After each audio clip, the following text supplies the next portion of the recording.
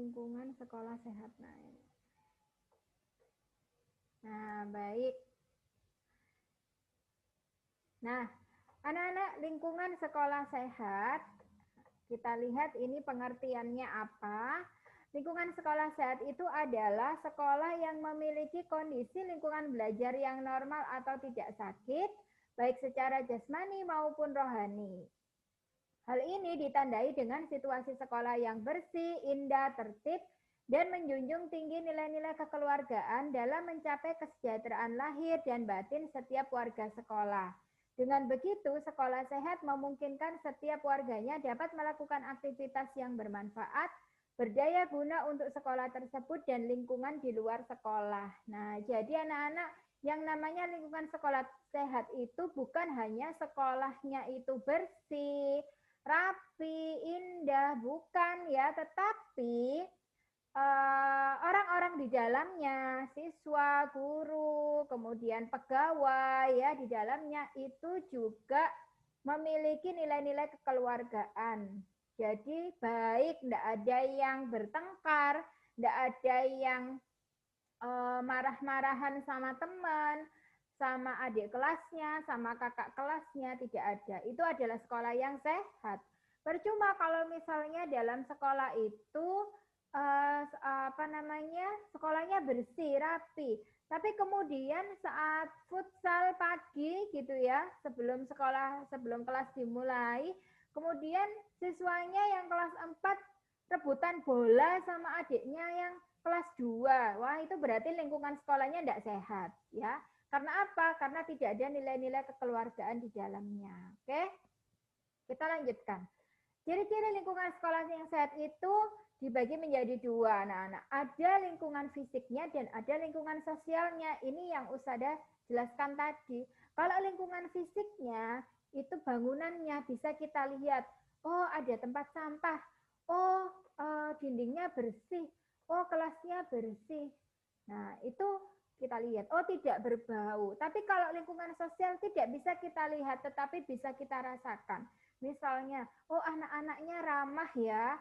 Oh, kakak kelasnya dan adik kelasnya itu tidak bertengkar, saling membantu, saling menghargai. Nah, itu bisa kita rasakan ya. Kemudian lingkungan fisik. Lingkungan fisik itu kita lihat lagi, apa aja sih? Ternyata ada banyak anak-anak ya. Ada lokasi atau letak sekolahnya. Ada bangunan atau gedung sekolah, ruang kelas, tempat cuci tangan, WC, kamar mandi, sumber air bersih, pembuangan air limbah dan air hujan, tempat sampah dan pembuatan sampah, peralatan dan perabotan sekolah, serta warung atau kantin sekolah. Nah, kita akan kupas satu-satu ya. Seperti apa lokasinya atau letak sekolah itu? Mudah dicapai. Tidak terus lewat jalan yang berbatu, lewat jalan yang sempit, sampai lewat hutan-hutan belantara. Nah, itu. Kemudian luasnya memadai, ya cukup. Misalnya untuk anak 600. Nah, siswanya ada 600, tapi sekolahnya kecil, sempit. Nah, itu berarti belum sehat, ya. Lingkungan sehat dan segar. Jadi ada taman bunganya gitu ya, ada tumbuhan hijaunya. Kemudian bebas dari sampah ya, jauh dari tempat pembuangan sampah atau TPA, tempat pembuangan akhir, sehingga tidak berbau ya. Kemudian limbah industri juga jauh dari limbah industri ya, misalnya ada sungai yang kemudian dijadikan tempat pembuangan dari pabrik-pabrik itu ada di dekat sekolah kita, maka sekolah kita tidak sehat. Lalu bebas dari kebisingan, ya tidak berada di tepi jalan raya pas misalnya ya, sehingga kalau ada suara truk, bus, ten itu kedengaran semua. Nah itu berarti tidak sehat ya. Nah ini tadi sudah. Nih. Bangunan atau gedung sekolah sebaiknya bagaimana? Permanen, kuat, dan kedap air. Jadi dinding-dindingnya itu kalau kita pegang kering, tidak lembab ya. Memiliki lantai yang terbuat dari bahan-bahan kedap air dan tidak mudah retak. Jadi keramiknya itu tidak lembab, tidak basah, ya. Terus tidak ada yang retak-retak, ya. Kalau retak kan nanti berbahaya ya untuk kakinya anak-anak gitu ya. Kemudian dilengkapi dengan ruang guru, ruang kelas, ruang kantor, ruang UKS, ruang sholat, ruang kantin, dan gudang. Jadi kalau di tempat kita tidak ada ruang guru ya anak-anak ya, karena gurunya sudah ada ruang. Oh, sekretari. Nah. Iya. Loh ya, tuh keluar lagi. Nah, oke. Ruang sholat, kita punya ruang sholat di masjid ya. Yuk, ruang sholat kita besar sekali ya di masjid lantai 2 lagi. Nah ini ya. Kemudian selanjutnya lingkungan kelas itu harus memenuhi syarat kesehatan. Nah siapa yang tahu nih? Ini masih usada kosong ini. Siapa yang tahu? Ayo. Lingkungan kelas yang memenuhi syarat kesehatan itu yang seperti apa? Silakan raise hand. Mempunyai jendela. Raise hand dulu dong, kan instruksinya raise hand. Ayo. Yes, nah. Silakan Aldo. Yang seperti apa Mas Aldo?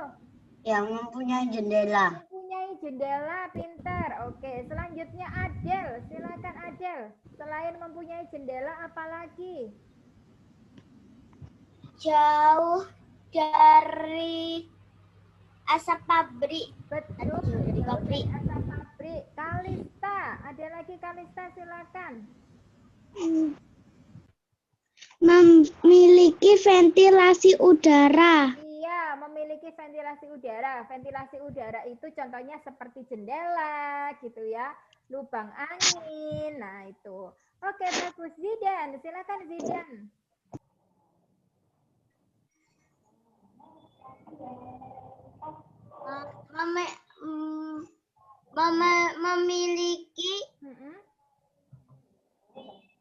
Memiliki penghasil oksigen.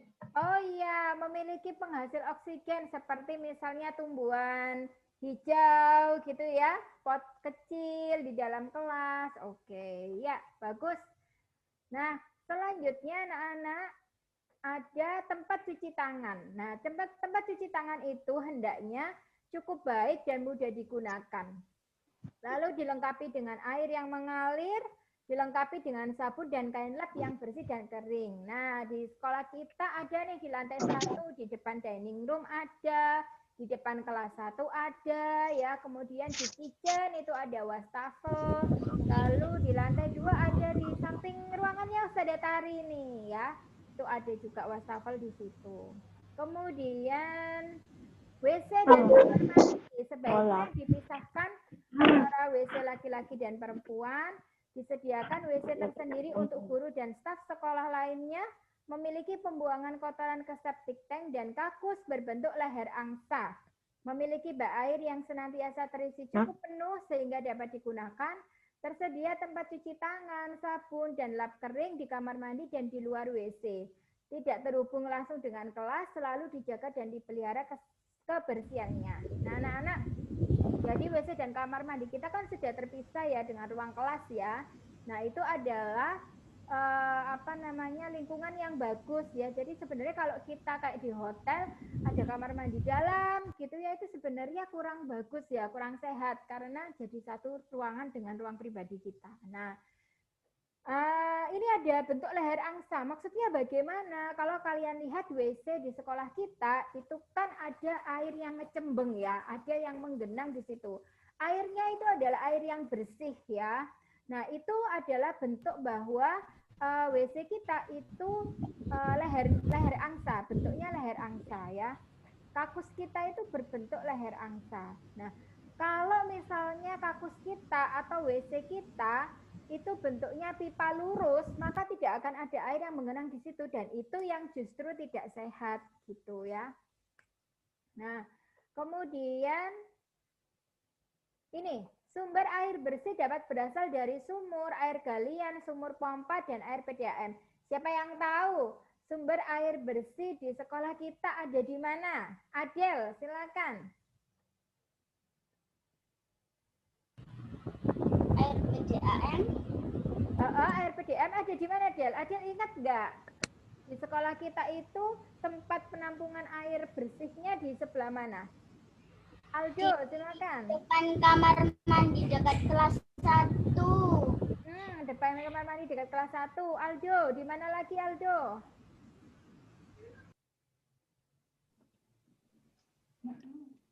Depannya aula. Depannya aula. Oh tidak, aula di atas kan ya? Enggak. Di jaring laba-laba. Di jaring laba-laba, ya pintar. Oke, ada 2 ya di situ ya. Biasanya kalau luber ya, amber lah, luber ya, bahasa Indonesianya luber. Luber itu airnya sampai membasahi lapangan kita ya. Biasanya ada truk tangki air yang datang ya anak-anak ya untuk mengisi di situ. Wah, jadi kangen nih sekolah lagi ya. Nah, selanjutnya ini anak-anak, pembuangan air limbah dan air hujan harus lancar. Usahakan saluran pembuangan air hujan dan air limbah tidak tersumbat. Jadi, kenapa kalian tidak boleh membuang tisu atau sesuatu ya, membuang sampah di lorong tempat wudhu ya, itu karena agar tempat wudhu itu tidak tersumbat. Jadi, sekolah kita nggak banjir. Kemudian kenapa lapangan sekolah kita itu kok nggak dicor sih, kok nggak diplester, kok dikasih paving. Nah, paving itu masih memiliki pori-pori sehingga dia bisa meresap air hujan dengan cukup baik ya. Jadi masih ada daerah resapan airnya begitu. Kalau di plester, dicor itu resapan airnya kurang. Lalu tempat sampah dan pembuangan sampah itu hendaknya memenuhi syarat kesehatan dan terbuat dari bahan yang kedap air, mudah dibersihkan, tidak cepat rusak dan tertutup. Memadai jumlahnya artinya sesuai dengan banyak murid dan banyak ruangan. Dibedakan antara tempat sampah organik dan tempat sampah anorganik, dikosongkan setiap hari. Jadi di depan kelas kita itu kan setiap kelas itu setiap ruangan ya itu ada tempat sampahnya masing-masing ya, itu agar dengan 600 siswa itu tidak menumpuk di satu tempat sampah saja ya. Jadi jumlahnya memadai. Kemudian setiap jam 5 sore itu anak-anak janitor kita itu selalu membuang sampah di depan kelas masing-masing itu, sehingga tempat sampah di situ sudah kosong ya. Jadi maghrib mereka pulang itu tempat sampah di depan kelas, di depan seluruh ruangan itu udah kosong. Jadi tidak menimbulkan bau di keesokan harinya. Lalu peralatan dan perabotan sekolah antara lain meja, papan tulis, dan penghapus papan tulis. Ukuran meja harus cukup besar sehingga dapat digunakan untuk membaca, menulis, dan menggambar. Konstruksi meja dan kursi sederhana dan memenuhi syarat kesehatan sehingga memungkinkan siswa untuk bergerak bebas. Papan tulis sebaiknya digantungkan sedemikian rupa sehingga murid dapat melihat dengan baik. Nah, karena itu anak-anak, kenapa setiap sebelum pulang sekolah Ustadz Ustada itu selalu mengingatkan, silakan dikosongkan lokernya. Kalau ada buku, peralatan tulis yang lain, taruh di loker belakang kelas, tidak di laci meja. Ya, loker meja harus kosong. Kalau ada kertas-kertas yang tidak terpakai, bungkus jajan, bungkus permen, buang dulu. Kenapa? Agar besoknya itu kalian masuk itu laci meja itu enggak ada nyamuk di situ, enggak ada lalat, enggak ada semut, sehingga ruang kelas kita itu sehat ya. Lalu warung atau kantin sekolah harus memperhatikan hal-hal berikut: kuantitas dan kualitas pemeliharaan warung sekolah, perabot, alat-alat, dan penyediaan makanan, kuantitas, kualitas, dan pemeliharaan makanan dan minuman yang disediakan atau dijual. Pengelolaan warung harus dilakukan dengan baik. Nah, kalau kita namanya minimarket ya anak-anak ya, dan kita ada yang namanya tim catering. Nah, maka makanan-makanan ya, kualitas itu adalah mutu. Makanan-makanan, mutu makanan yang ada di minimarket, di catering, yang disediakan untuk kalian itu harus baik, sehat, bersih ya. Kemudian kuantitas itu jumlahnya. Nah, jumlahnya itu mencukupi. Jumlah perabot alat-alatnya itu juga mencukupi. Rak yang ada di minimarket itu mencukupi. Jadi tidak ada makanan yang tidak kebagian rak sehingga harus ditaruh di lantai misalnya. Nah, itu maksudnya poin ini ya. Baik. Itu tadi pembelajaran materi kita tentang apa itu namanya? Tentang ini ya. Bentar. Tentang lingkungan sekolah sehat. Nah, ada 5 menit terakhir nih. Ustazah mau kasih tebak-tebakan nih ya. Semoga kalian, insya Allah kalian. Nah, Ustazah akan kasih tebak-tebakan. Insya Allah kalian bisa semua kok ya. Ini sudah familiar. Sudah kalian pasti bisa. Tapi ada syaratnya. Syaratnya adalah menjawabnya harus raise hand dan yang menjawab adalah yang Ustazah tunjuk ya. Tidak menjawab melalui kolom chat ya dan tidak menjawab secara langsung ya. Kalau ada yang tidak mengikuti prosedurnya, mohon maaf Ustazah stop ya. Oke? Siap ya? Ustazah akan buka dulu pertanyaannya. Oke, stop. Saya akan share screen ya, silakan fokus dan perhatikan baik-baik apa yang ditanyakan.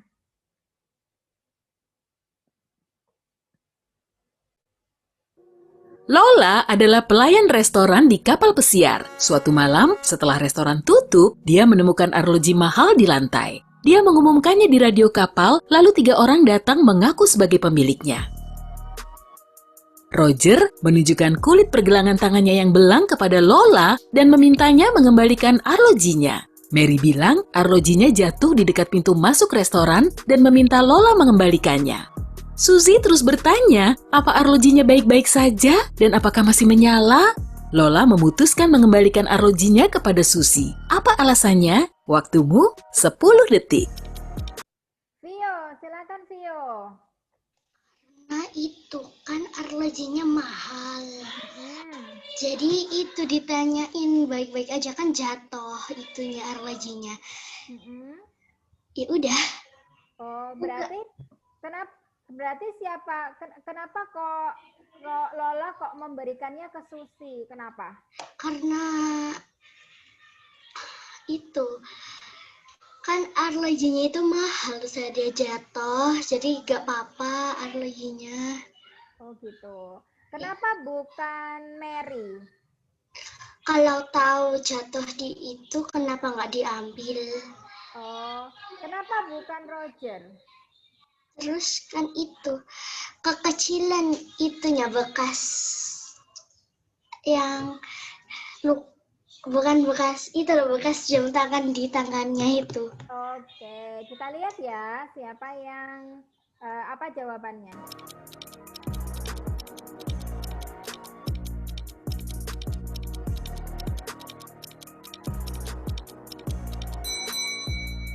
Belang di pergelangan tangan Roger terlalu kecil dibandingkan arloji yang Lola temukan. Dan jika Mary ingat di mana arlojinya jatuh, kenapa dia tidak langsung mengambilnya? Susi tahu arlojinya mahal, jadi dia khawatir arlojinya rusak. Jenna dan Michael pergi keluar merayakan malam Halloween. Michael bilang Jenna pasti tidak akan berani pergi ke kastel terlantar berusia 120 tahun di pinggiran kota. Katanya, dulu seorang ilmuwan gila tinggal di sana. Tanpa berpikir panjang, Jenna mulai mengunjungi kastel itu. Dia tiba di sana jam 3 pagi, pintunya terbuka. Saat dia masuk, ilmuwan gila itu muncul dan mengatakan, "Aku punya teka-teki. Jika jawabanmu benar, kamu boleh pergi. Jika tidak, kamu akan jadi kelinci percobaanku. Pada bola ada 3, pada lingkaran ada 2, dan tidak ada sama sekali pada sebuah titik." Apakah itu? Waktumu 9 detik untuk menjawab. Baik, Kalista, silakan. Silakan Kalista, jawabannya apa?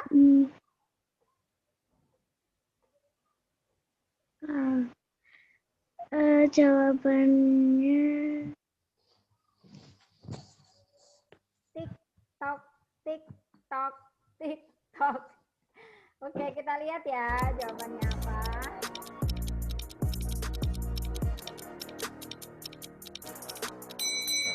dimensi.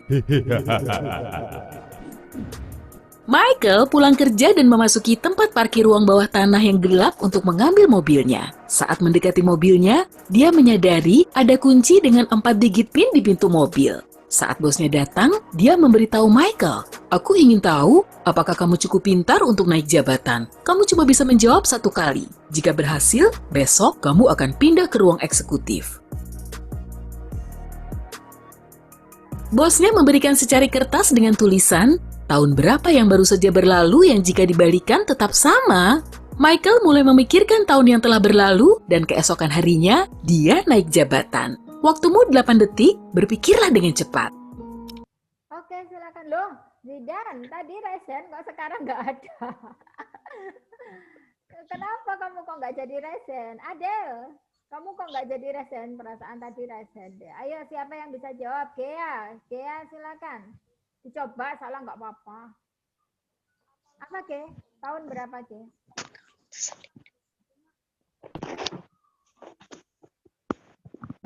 Tuk. Ge? Itu Zafran Resen ada. Oh, Zafran. Oh iya, ada Zafran. Zafran, silakan Zafran. Silakan, Mas Zafran. Tahun berapa? Tahun 1. Tahun gajah. Oke, kita lihat ya, Zafran. Sadar kok kelihatan kepalamu toh.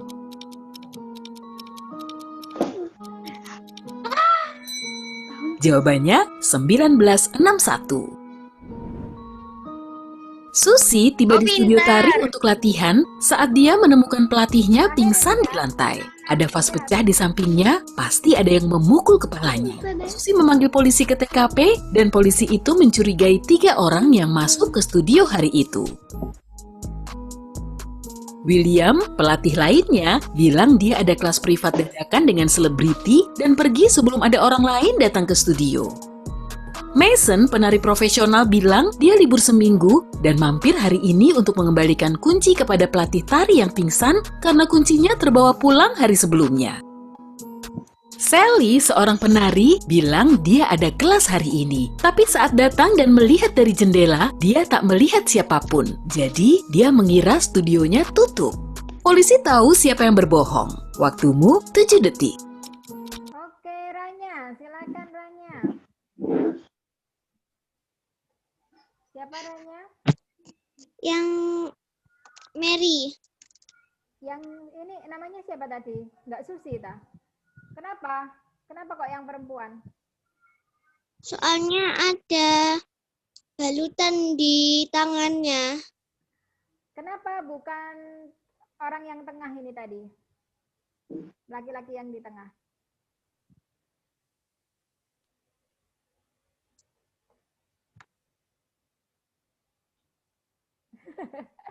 Oke, kita cek jawabannya.